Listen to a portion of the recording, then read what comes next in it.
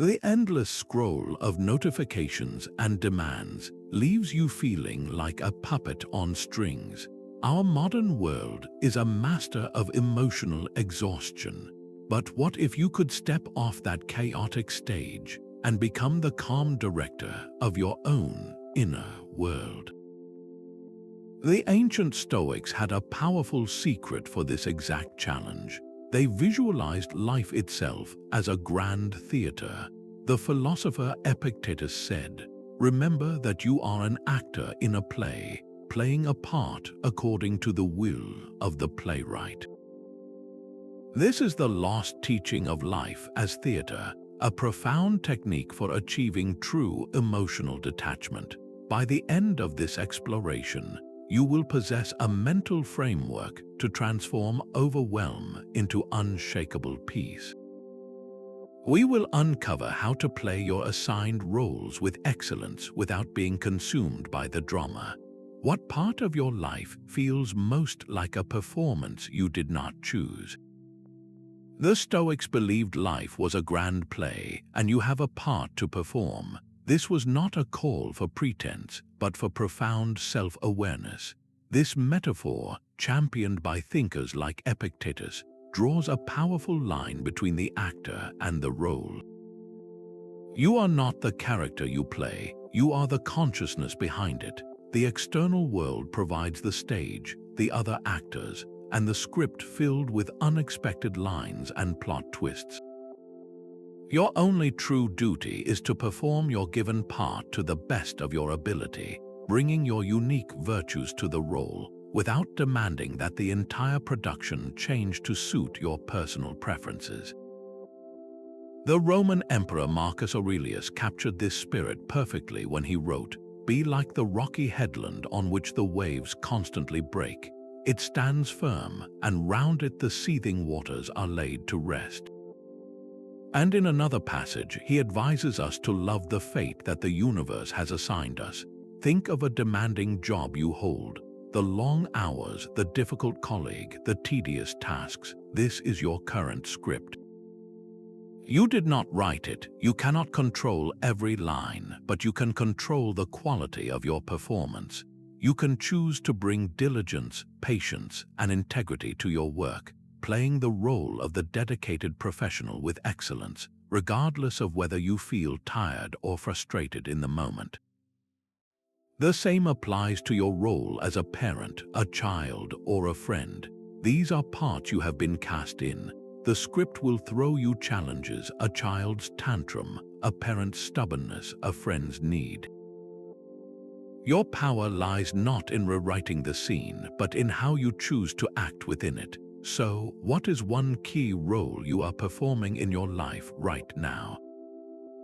How would your relationship to its challenges shift if you saw yourself as an actor dedicated to a masterful performance, rather than a victim of a bad script?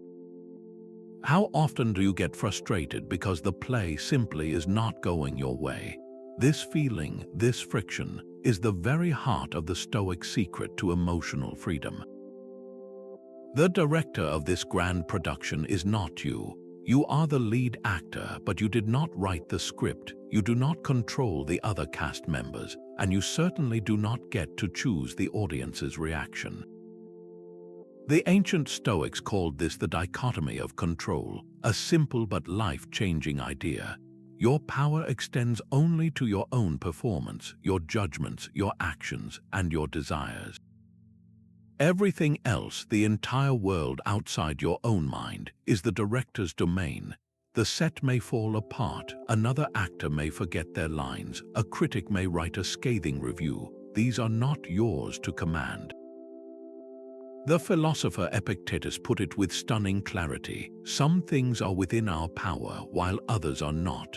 Within our power are opinion, motivation, desire, aversion, and, in a word, whatever is of our own doing. Outside our power are our body, our property, our reputation, our office, and, in a word, whatever is not of our own doing.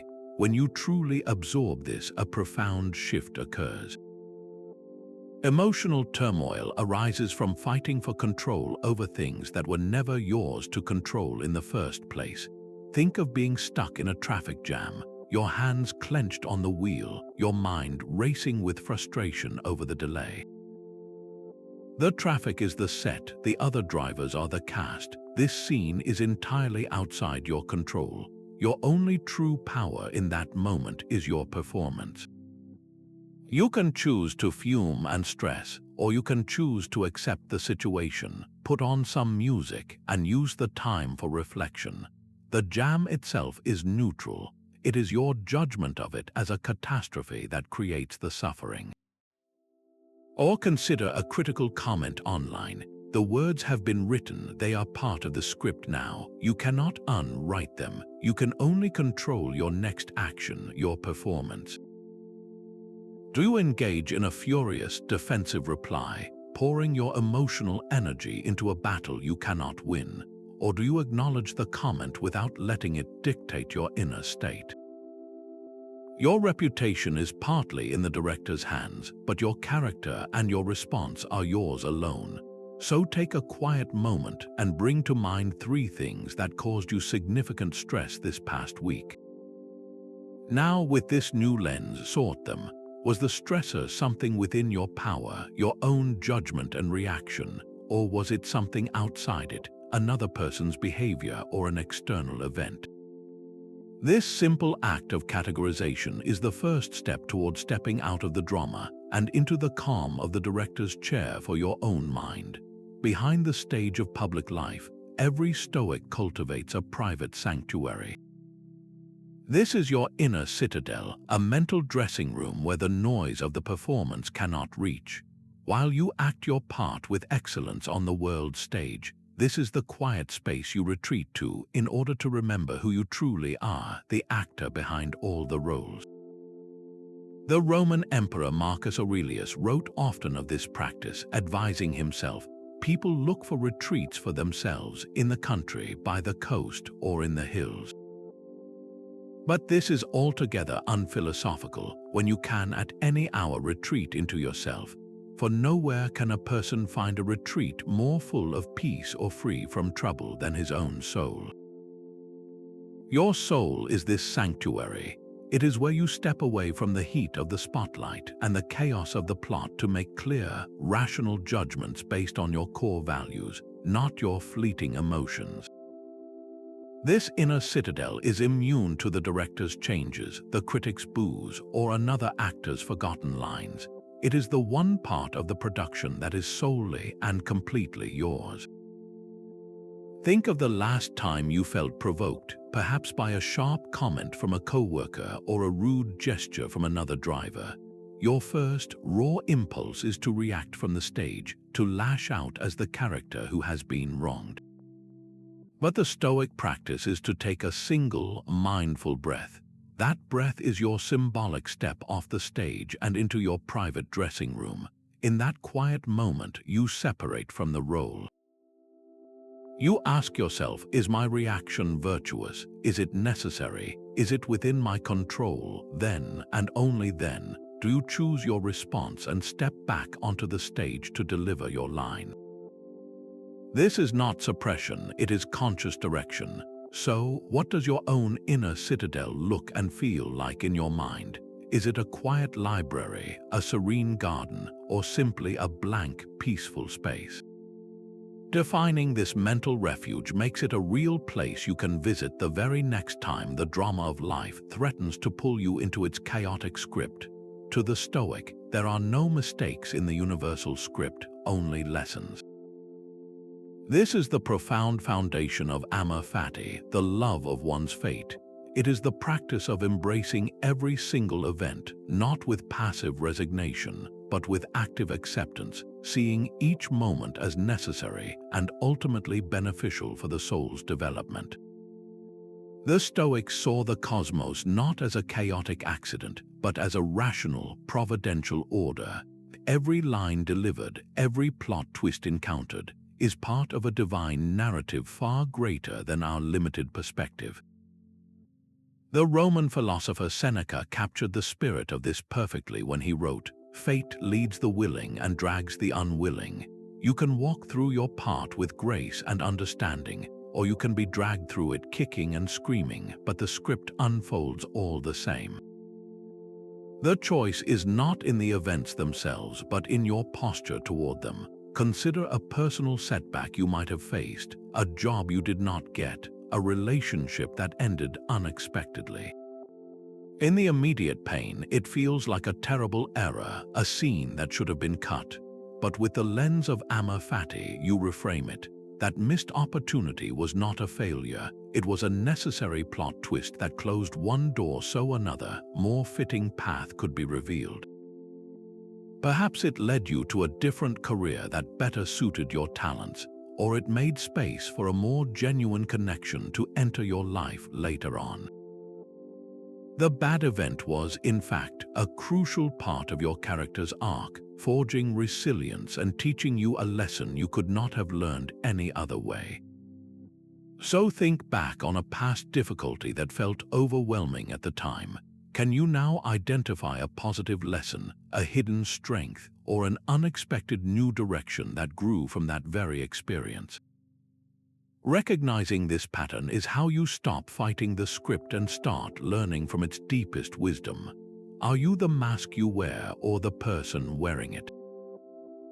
Every role we perform in life comes with its own set of expectations, a kind of costume we put on to interact with the world.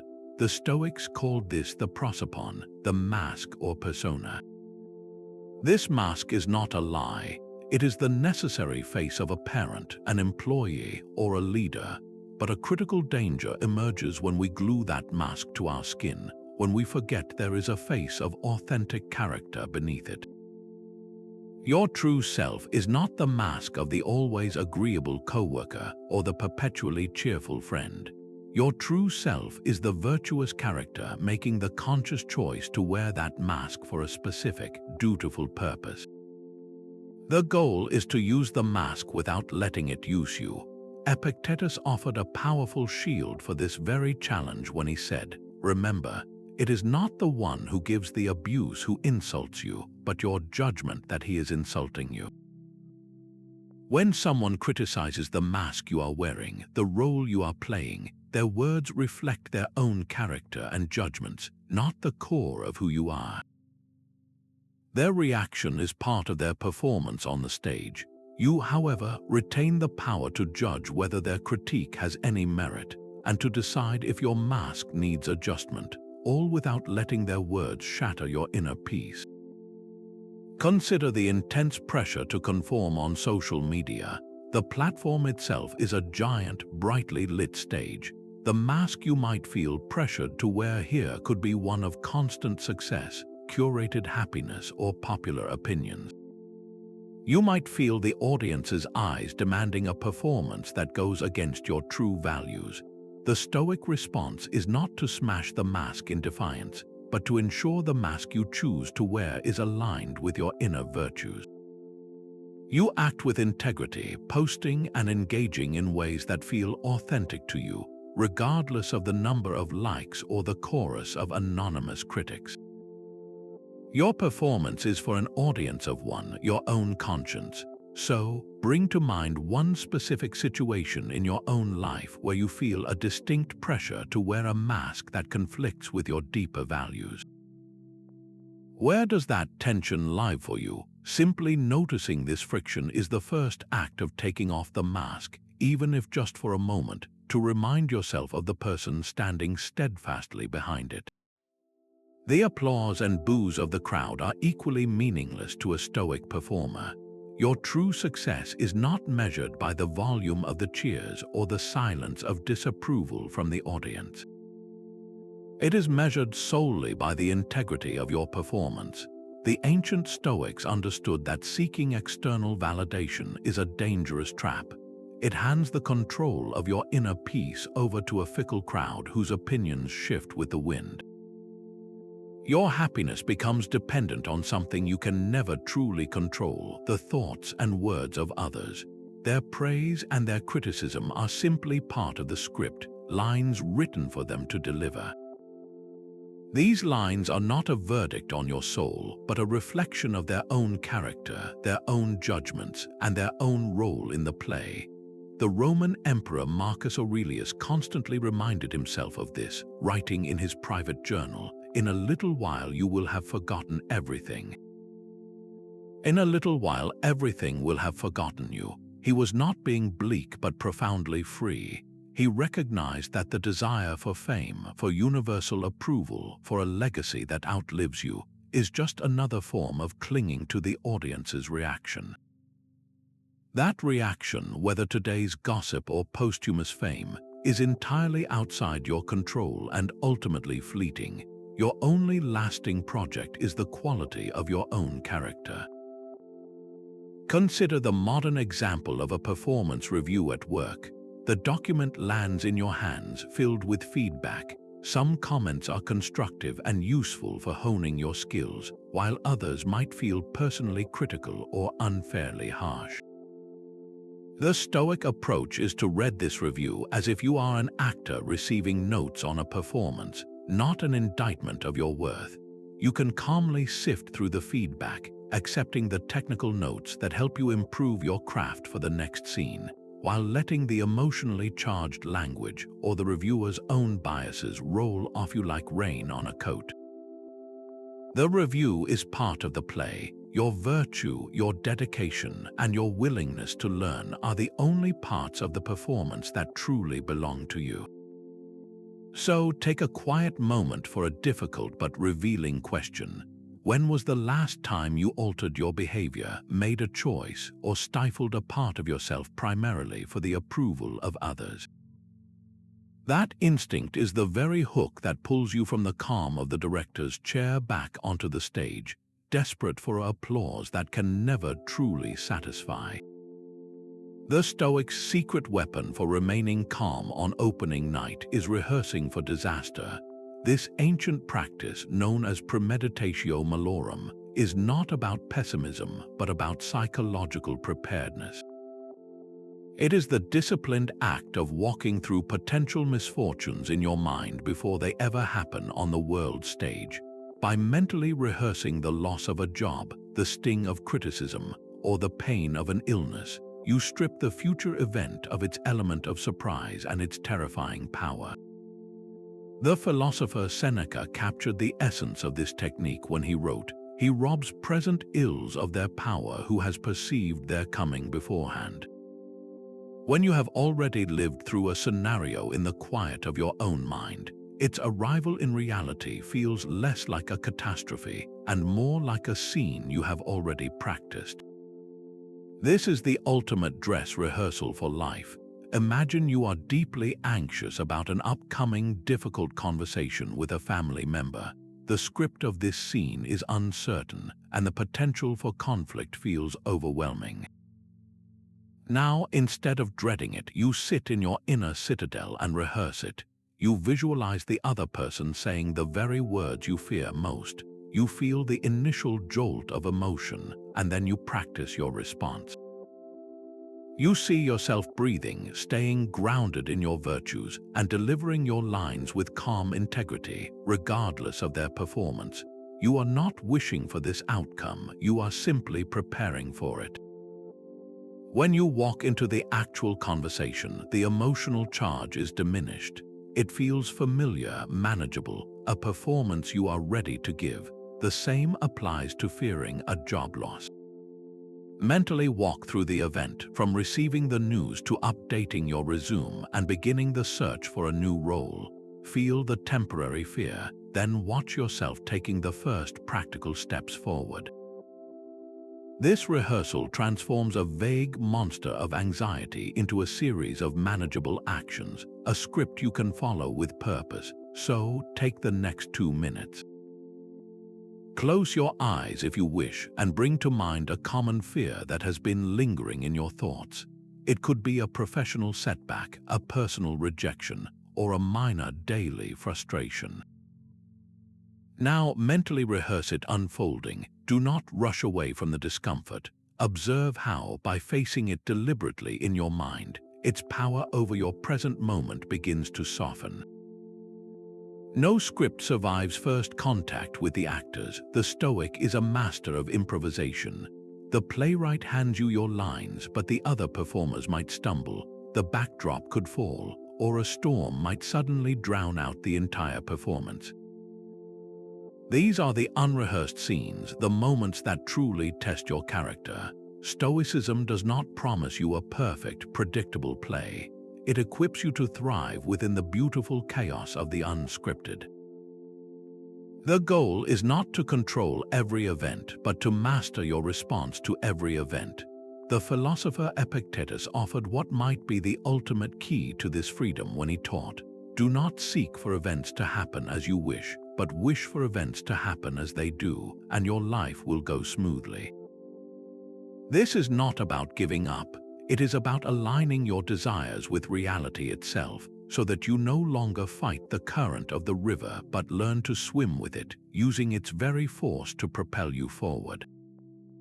Think of a sudden, major change in your travel plans. Your flight is cancelled due to weather, stranding you in an unfamiliar city.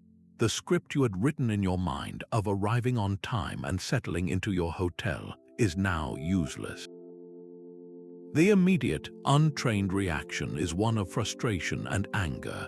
You might fume at the airline staff, curse the weather, and spiral into anxiety about all the domino effects this will cause. But the Stoic, having rehearsed for such disruptions, sees this as a new, unplanned scene. They accept the reality of the cancelled flight instantly. This is the script now. Their power lies entirely in their performance within this new scene. They can approach the ticket counter with patience and courtesy. They can use the unexpected hours to read a book, explore a corner of the airport, or simply rest. They adapt their actions to the new circumstances without wasting emotional energy on a reality they cannot change. The trip is different, but it is not ruined unless your rigid attachment to the original plan ruins it for you. So bring to mind a recent, small, unexpected event in your own life. Perhaps a last-minute meeting cancelled your lunch plans, or a sudden rainstorm washed out your afternoon walk. Recall your initial gut reaction. Now replay that moment with a new question. How would your experience have shifted if your first thought was not one of frustration, but a simple, calm acceptance? This is the birth of improvisation, the moment you stop fighting the unscripted and start dancing with it. Every performance, no matter how grand, has a final curtain call. This is the ultimate truth behind the Stoic practice of Memento Mori, the remembrance of death. Far from a morbid fixation, this is the most liberating realization an actor on life's stage can have. Knowing the play will end does not spoil the performance. It makes every line, every gesture, every scene infinitely more precious. It cuts through the noise of trivial concerns and clarifies what truly matters in the limited time you have.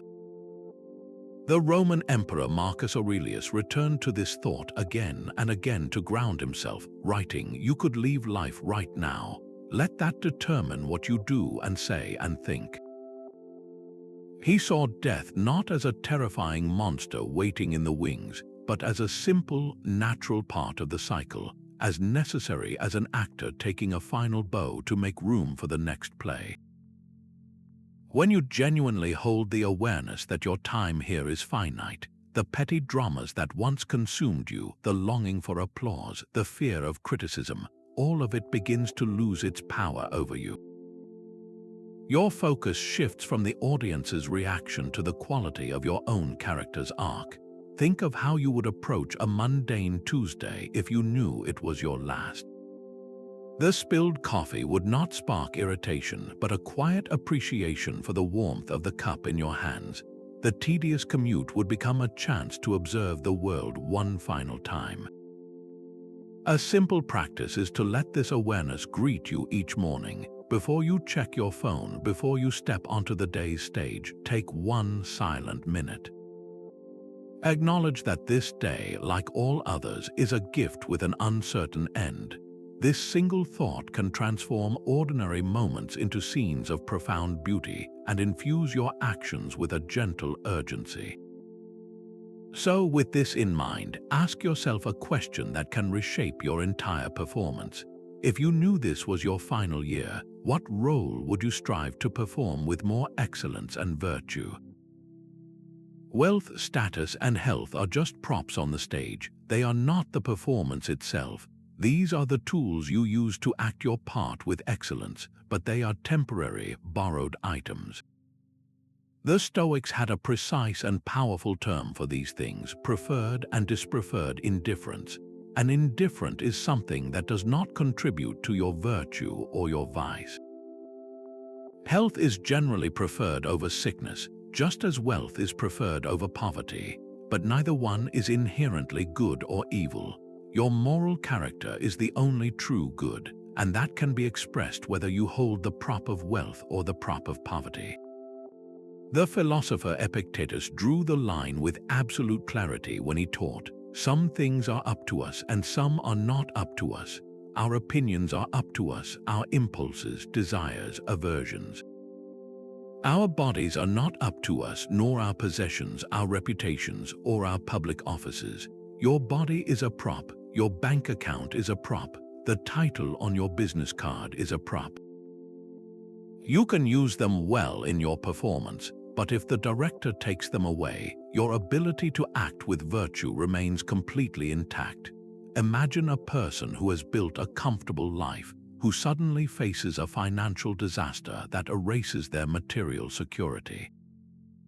The immediate shock is real, the fear is natural, but one person might crumble entirely, their sense of self-worth vanishing with their savings. Another, guided by this Stoic wisdom, would feel the loss deeply, yet their core identity would not fracture. They would grieve the prop, but they would not believe the play was over. Their performance would simply shift to a new scene, one where resilience, adaptability, and inner strength become the central virtues of their character. Their dignity would not be for sale and could not be repossessed. This is the ultimate freedom, the realization that your happiness was never inside those external things to begin with. So, bring to mind 3 props you find yourself gripping a little too tightly in your own life. It might be your job title, the positive opinions of a certain person, or the comfort of your daily routine. Now consider this simple but profound shift. How would you act right now if you saw these not as possessions you own, but as temporary tools you have been given to use well for a single, fleeting act? Does a king's robe make a virtuous man, or a prisoner's rags a wicked one? The fabric is just a costume, a temporary garment assigned by the grand production of life. Your true self, your character, exists entirely separate from the wardrobe you have been given to wear. This is the profound Stoic understanding of circumstance. Poverty, illness, wealth, or fame are not who you are.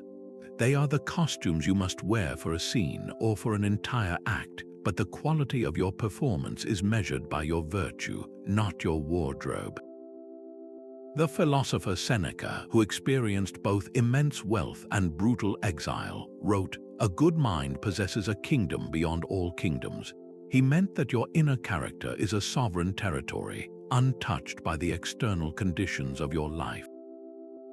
You can be dressed in the finest silks and be a tyrant, or you can be clothed in rags and be a sage. The costume does not define the actor's skill. Consider Seneca's own life. He was a wealthy and powerful advisor to the Emperor Nero, living in luxury. Yet, when he fell out of favor, he was ordered to take his own life. Throughout that final, grim performance, his writings show a man focused not on the injustice of his fate, but on the dignity of his exit. He was playing a new, harsh role, but the man inside the costume remained committed to his principles. In our modern world, we see this same strength in people who face a devastating medical diagnosis with profound grace, or in those who lose their financial security yet radiate a deep, resilient peace. Their circumstances, their costumes have changed dramatically, but their core character, their virtuous performance, shines through even more brightly. So take a moment for a challenging but liberating reflection. If you were to suddenly swap your entire life with another person, if you wore the costume of a billionaire or the costume of someone homeless, what parts of your current identity would remain? Your patience, your integrity, your courage, or your kindness, these are not products of your situation. They are the essence of the actor, ready to perform with excellence no matter what role you are given to play. In the theater of public life, the chorus is often loud but rarely wise. Its songs change with the season, swayed by passion and superficial appearances, demanding the actors on stage conform to its ever-shifting mood. The Stoics saw this chorus of public opinion not as a source of truth, but as a force of nature like wind or rain, to be observed with detachment but never obeyed as a moral compass. Your integrity must be directed by your own inner script, the quiet voice of reason, not by the roar of the crowd. Marcus Aurelius confronted this directly in his private meditations, writing, "How much trouble he avoids who does not look to see what his neighbor says or does or thinks, but only to what he does himself, that it may be just and pure." He is essentially saying that to be upset by the blame of ignorant people is to grant their fleeting opinions a power they do not deserve. Their judgment is a performance for their own audience, and you are under no obligation to buy a ticket. Look at the modern stage of social media, where digital mobs can form in an instant. A single misstep, a comment taken out of context, can summon a chorus of outrage, a wave of demands for cancellation. The immediate human reaction is often one of panic, of frantic justification, or of crumbling under the weight of collective disapproval. The Stoic response, however, is rooted in a different truth. You calmly assess the feedback with reason. If there is a valid critique that aligns with your virtues, you learn from it and adjust your performance. But if the chorus is simply singing a song of unreasoned fury, you let the noise pass through you. Your commitment is to your own character, not to silencing the crowd. Your quiet integrity becomes your most powerful line. So, bring to mind a moment in your own life. When have you consciously gone against popular opinion to do what you felt was right in your heart? How did that feel? That quiet conviction, that inner alignment, is the sound of your own reason drowning out the foolish chorus. Even the most dedicated actor needs an intermission to rest and reflect. The constant performance of our daily roles can drain our energy and cloud our judgment, leaving us reciting lines from memory rather than from conscious choice. This is why the Stoics built a sacred pause into their philosophy, a deliberate withdrawal from the stage to reconnect with the person backstage. Seneca wrote passionately about this need for leisure, not as idle time, but as time for conversing with yourself. He believed that to be everywhere is to be nowhere, that we must periodically retreat from the crowd to find ourselves again. This practice of stillness was their daily meditation, a form of mental journaling where they would examine the day's events, their reactions, and their alignment with virtue.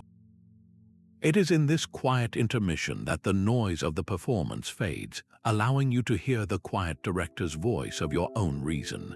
Think of the last time you felt completely overwhelmed by a busy day, moving from task to task without a single moment of pause. Your performance likely became reactive, strained, and less virtuous. Now, imagine inserting a simple 5-minute intermission into that chaos. This is not a long retreat to the countryside, but a brief, intentional stop. You sit in a quiet space without your phone or any other distraction, and you simply breathe. You let the frantic thoughts of the stage settle like dust. You might ask yourself a single Stoic question, such as, what part of today's performance was truly within my control? This small act is a powerful reset. It is the curtain falling briefly so you can return to the play with renewed clarity and purpose.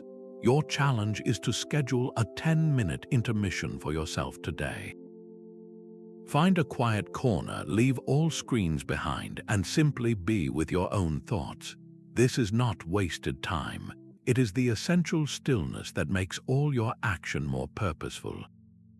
In every play, an understudy stands ready in the wings, prepared to step into the lead role at a moment's notice. Life demands this same readiness from us. The Stoics taught that our deepest suffering often flows not from loss itself, but from our fierce, unexamined attachment to the people and things that make up our world.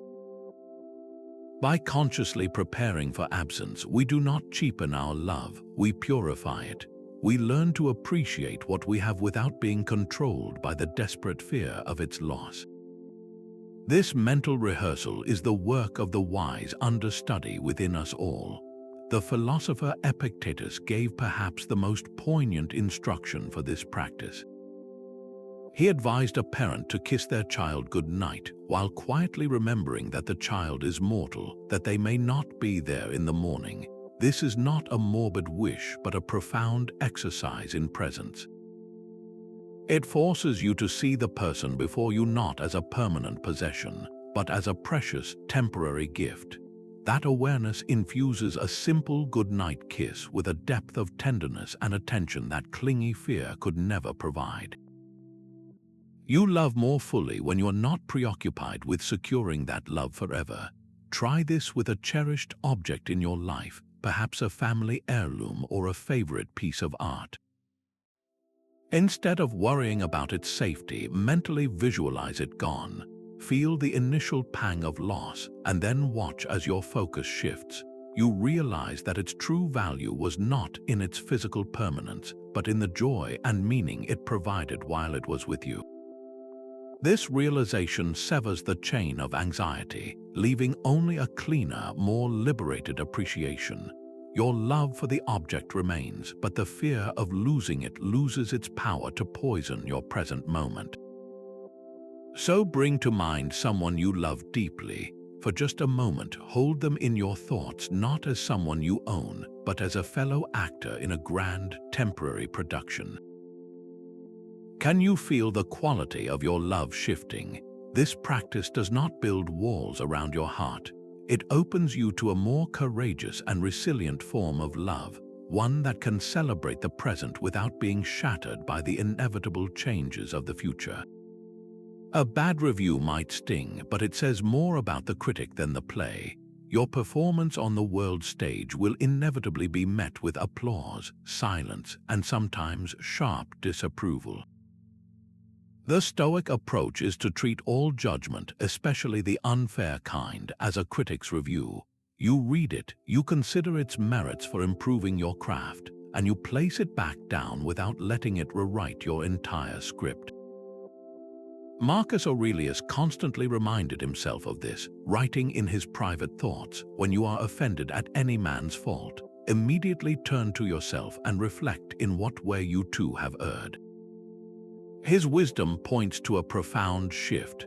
The person delivering the blame is often projecting their own misunderstandings, their own pain, or their own limited perspective onto your performance.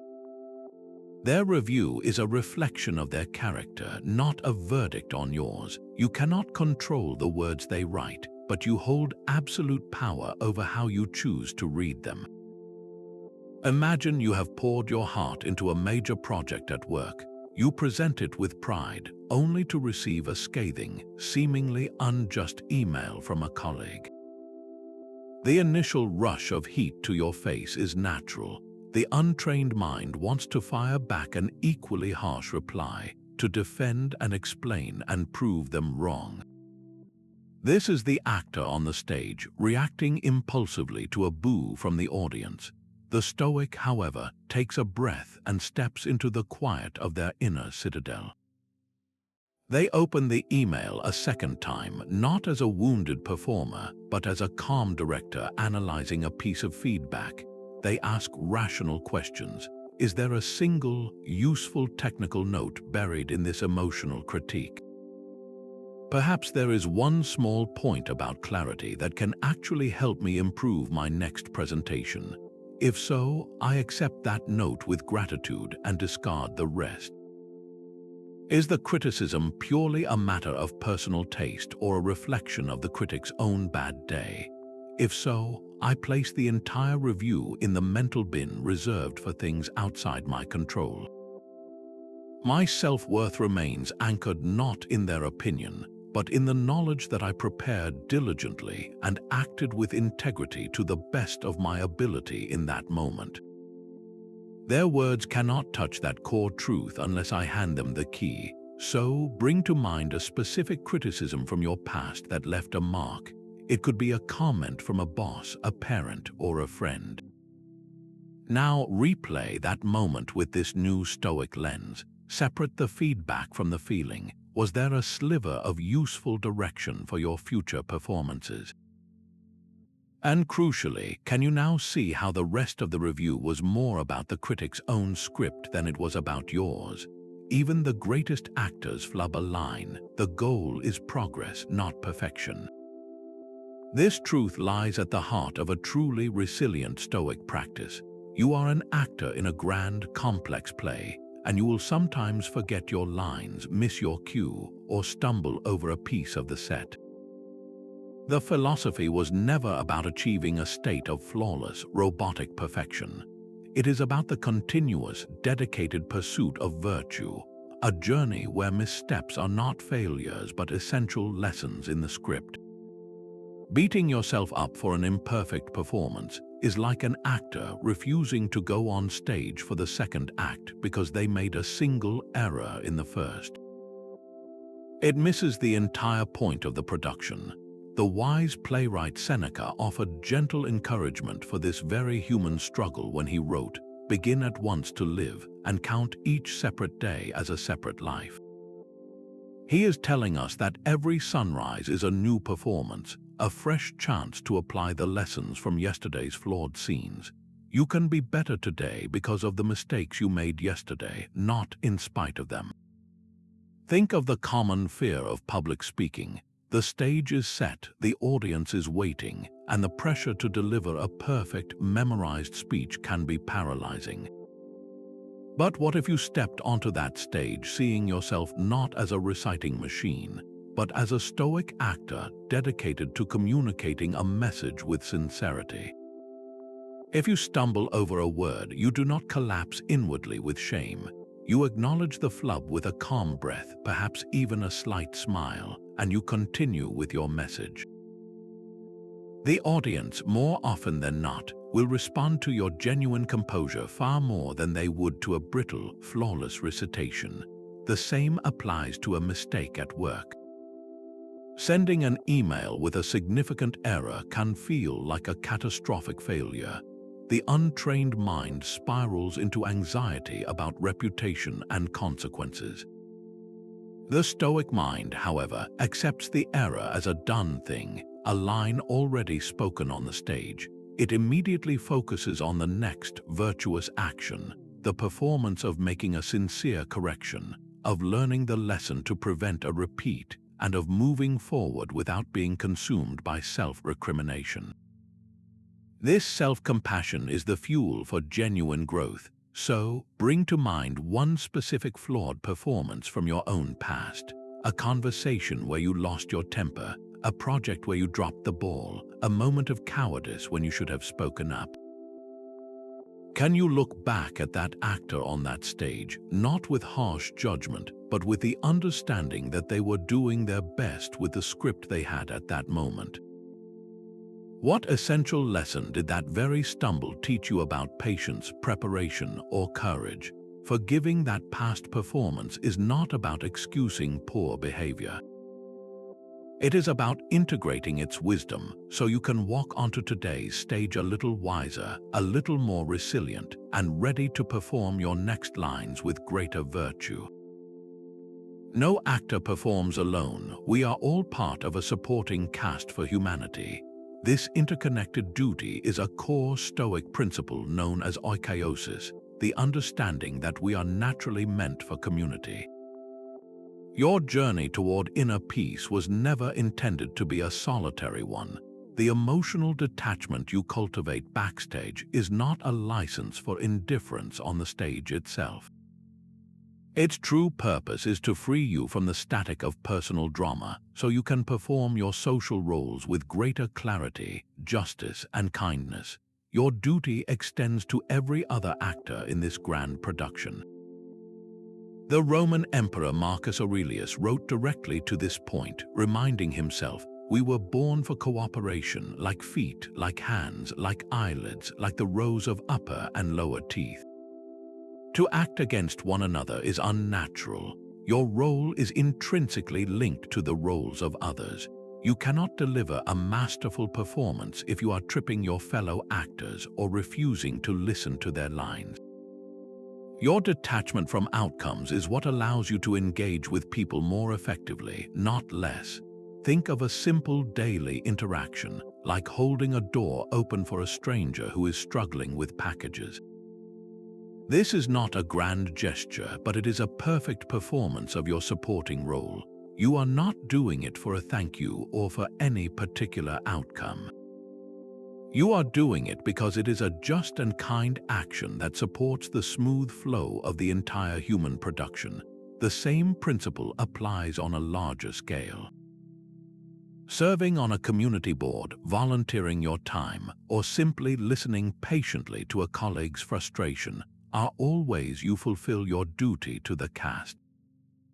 You contribute to the common good by playing your part with excellence, making the entire play more harmonious. So, here is a question to carry with you into the coming days. What is one small, specific way you can better support your immediate cast this week? It might be offering genuine encouragement to a family member, covering a minor task for a coworker without being asked, or simply offering your full attention in a conversation instead of planning your next line. These are the quiet, backstage actions of a true Stoic performer, ensuring the entire production thrives. Life's director often calls for a sudden change of scenery and a new role. How do you adapt when the part you have been playing for years is suddenly recast? The script is rewritten, the costume changes, and the stage itself looks entirely different.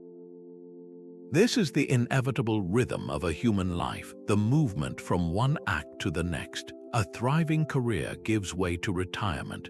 The freedom of youth transforms into the responsibilities of parenthood. The vitality of adulthood meets the physical adjustments of aging. The Stoic art is not to resist this recasting, but to accept the new role with the same dedication you brought to the last. The philosopher Epictetus offered a master key for this very challenge. He taught, "Do not seek for events to happen as you wish, but wish for events to happen as they do." In this context, he is telling us to see every new role not as a disruption, but as fresh material for your virtue. The same core character, your integrity and courage, must now learn to express itself on a new set with a new script. Consider the profound transition into retirement. For decades, your role may have been defined by professional titles, daily routines, and a clear sense of contribution. The final curtain falls on that act, and suddenly you are on a new, quiet stage. The untrained mind clings to the past performance, feeling a loss of identity and purpose. It longs for the old applause, but the Stoic actor understands that the play must go on. This new role of retiree is not an empty stage, but a different one. It is an opportunity to practice the virtue of wisdom by learning new skills, the virtue of justice by volunteering your time, and the virtue of temperance by building a new, balanced daily structure.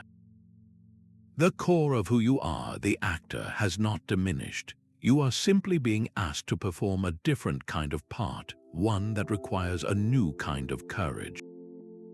The same principle applies to becoming a parent. Overnight, you are cast in a lead role for which you never rehearsed, responsible for a new life. The script is one of sleepless nights, constant demands, and unpredictable challenges. Clinging to your old role of independent individualist would only create suffering.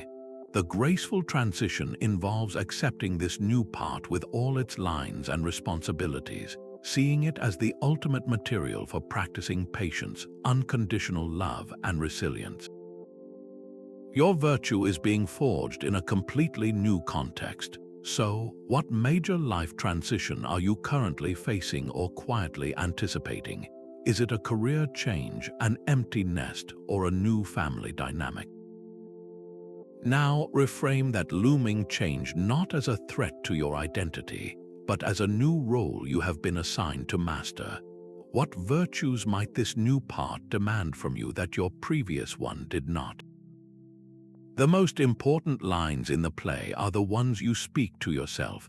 This is the private monologue running constantly in the wings of your mind, a script that shapes your entire experience of the performance on the main stage. The Stoics mastered the art of directing this inner dialogue, turning it into a disciplined practice of self-examination through journaling. They understood that our initial, raw impressions of events are not facts, but judgments we can choose to accept or reject. By writing, they created a space to question these impressions, to reinforce their commitment to virtue, and to maintain their emotional equilibrium no matter how chaotic the outer drama became. We have the ultimate example of this in the personal writings of Marcus Aurelius, a man who ruled the known world yet spent his private hours in deep conversation with himself. His book, Meditations, was never intended for publication. It was his personal journal, a monologue where he confronted his own anger, his fears, and his shortcomings, constantly reminding himself of his principles. He was not writing to impress an audience. He was rehearsing his lines for the most important performance of all, the one inside his own soul. You can begin this practice tonight with a simple, structured prompt. Before you sleep, take a notebook and ask yourself 2 questions. First, what part of today's performance aligned with my virtues? Perhaps you handled a difficult conversation with patience or completed a task with integrity. Acknowledge that. Second, where did I act against my character? Did I speak from anger, or did I avoid a responsibility out of fear? Do not judge this as a failure, but as a director giving a calm note to an actor. Identify the specific line of self-talk that led you astray. Was it a thought like, "This situation is unbearable," or "I must be perfect"? By writing it down, you separate yourself from the thought and rob it of its power.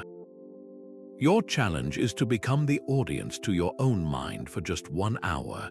As you go about your tasks, pay close attention to the tone and content of that inner monologue. When you hear a critical or irrational line, simply note it without engagement.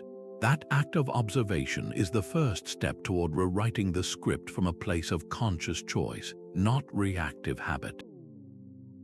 Before a big scene, a Stoic mentally rehearses not success but integrity. This practice stands in stark contrast to the modern idea of manifesting a specific outcome. You are not visualizing the promotion, the perfect date, or the winning lottery ticket.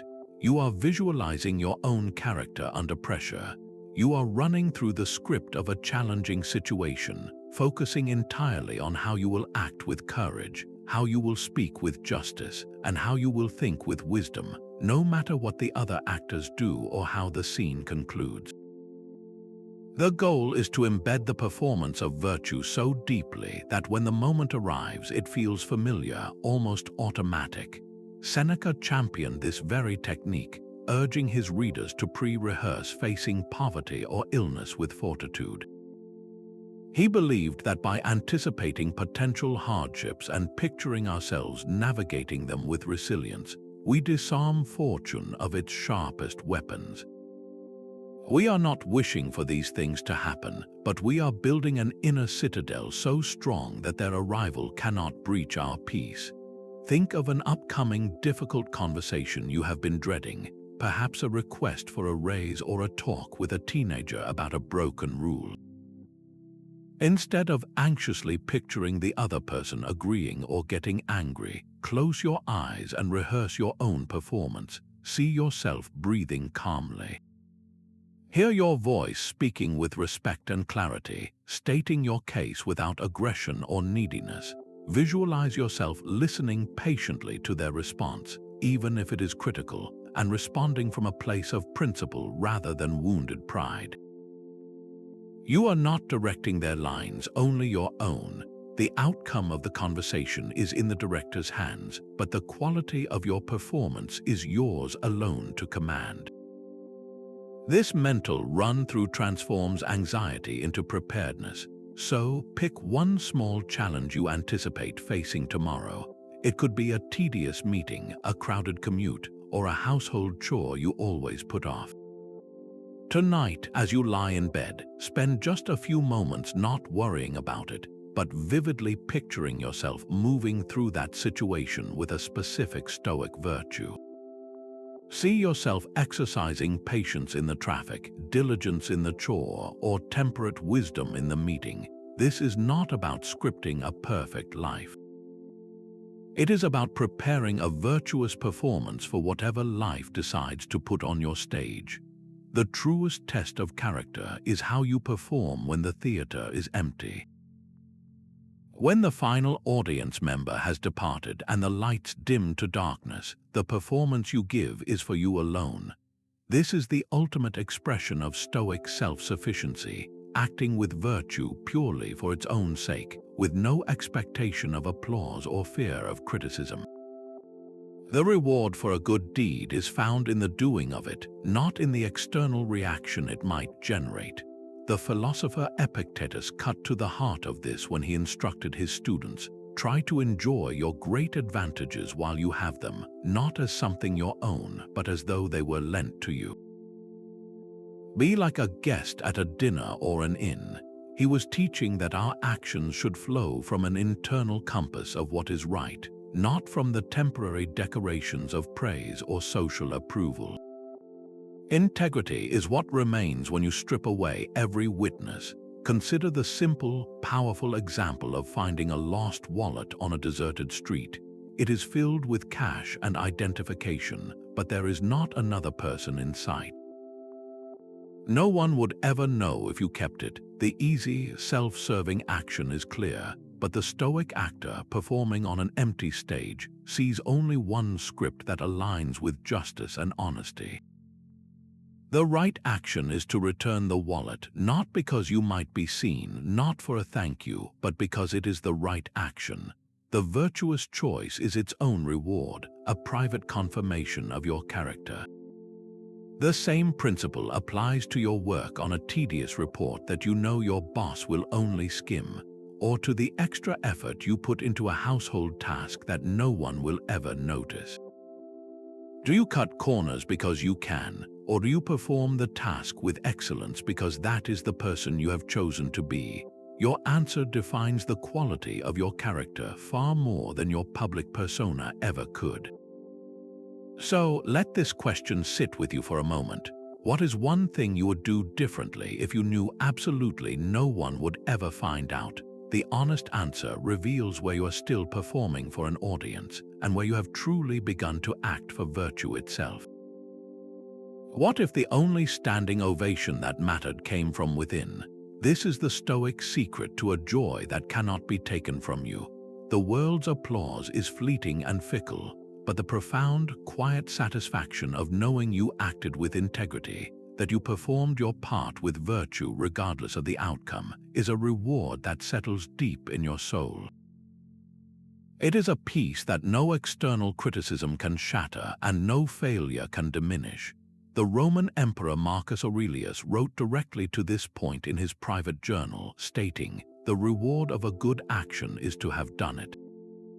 He is telling us that the virtuous act itself is the entire prize. You do not need to wait for a bonus, a thank you, or a round of applause.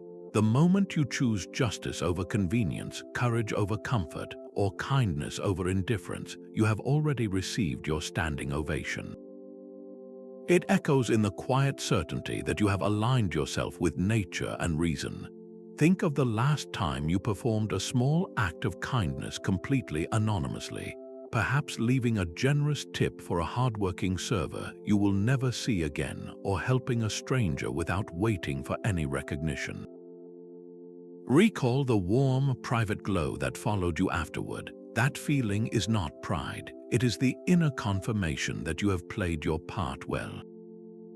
Or consider the more difficult scenario of making a tough ethical decision at work, one that cost you personally but was clearly the right thing to do.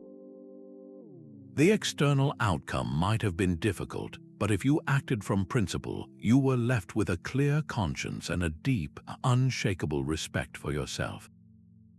That internal fortitude is the ultimate reward, so take a moment now to look back on your own life. Can you recall a specific time when you acted with pure virtue, not for any gain, but simply because it was right? Close your eyes and truly savor the memory of that internal feeling of satisfaction. That quiet, powerful joy is the only applause a Stoic actor ever needs. A great actor takes their bow and leaves the stage. They do not linger in the wings reliving the performance. This final, graceful exit is the last act of the Stoic art of life as theater. It is the practice of releasing your attachment to every scene that has already concluded, whether it was a triumph or a flop.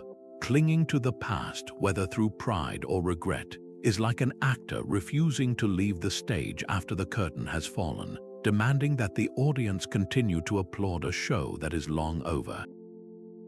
The philosopher Seneca saw the foolishness in this burden when he wrote, "The greatest loss of time is delay and expectation, which depend upon the future." We let go of the present which we have in our power and look forward to that which depends upon chance, and so relinquish what is certain for what is uncertain. He is telling us that to be constantly looking backward is to sacrifice the only moment you can truly act in, the present. Your past performance, however brilliant or flawed, is a script that has been filed away. You can learn your lines from it, but you cannot perform it again. An elite athlete understands this necessity perfectly. After a championship win, the celebration is brief. The very next day, the victory is placed in a mental trophy case, and focus shifts entirely to the next training session, the next opponent. To dwell on the glory of the last game would breed complacency and weaken the resolve needed for future challenges. Similarly, after a devastating loss, the athlete must feel the disappointment, review the game tape for lessons, and then let it go. Carrying the shame of that loss onto the next field would poison their confidence and ensure another failure. The game that is finished is no longer theirs to play. The same is true for an artist who has just completed a masterpiece. If they become so attached to the praise it receives that they spend years trying to replicate its exact style, they stop growing. Their work becomes a hollow echo of a past success. The true artist appreciates the finished piece, then clears the canvas, ready to be challenged and surprised by the next creation. The past work was a performance. This new, blank space is the present moment, the only place where real art can happen. So, bring to mind one specific past event that you have not been able to leave on its stage. It could be a professional success you still use to define your worth, or a personal failure that continues to whisper of your inadequacy. Now, in your mind's eye, see yourself as the actor in that scene. You gave your performance, now take a slow, deliberate bow. Acknowledge the effort, absorb the lesson, and then turn your back. Walk away from that stage and feel the weight of that old script fall from your hands. The next act is waiting for you, and it demands your full, undivided presence. As the final curtain falls, the Stoic feels not regret, but deep gratitude for having been part of the play. This is not a passive thankfulness for only the pleasant scenes, but an active, profound appreciation for the entire production, with every single line and plot twist. Gratitude for the Stoic is the final, graceful acceptance of the playwright's will, a recognition that you were even given a part to perform at all.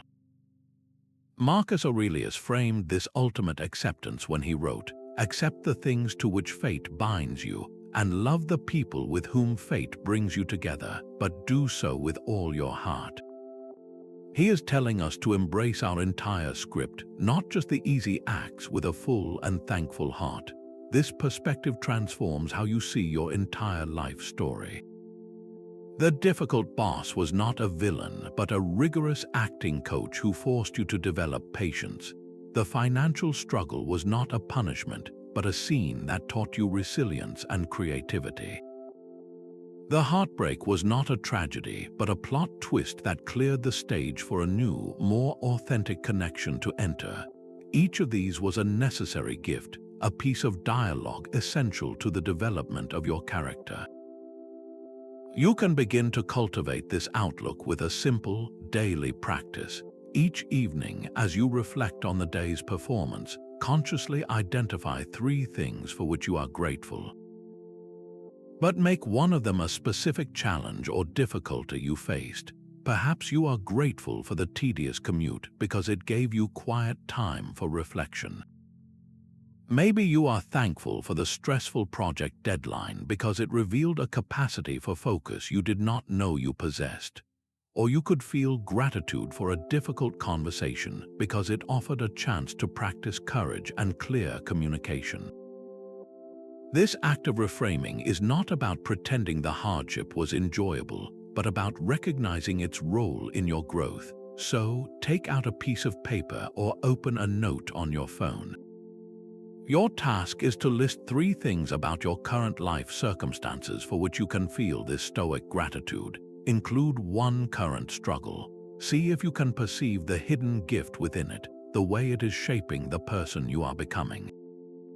This simple list is your final bow, a quiet thank you to the universe for the incredible, singular privilege of having been cast in this grand, unpredictable, and beautiful play.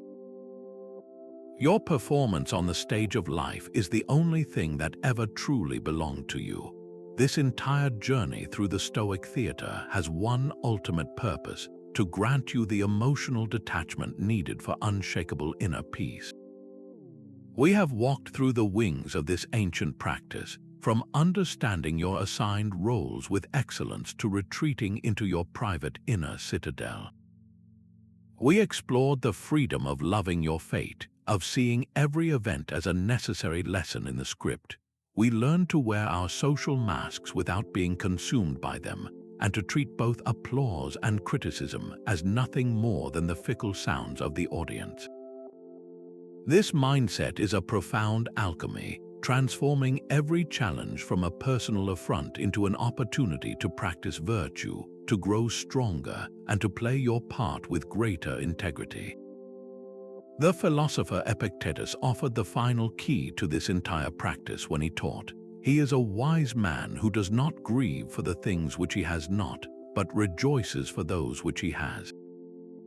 Your happiness and your freedom were never hidden in the external props of wealth or status, or in the approval of the crowd. They reside within the quality of your own character, in the quiet knowledge that you are performing your role, however small or large, with justice, courage, and wisdom.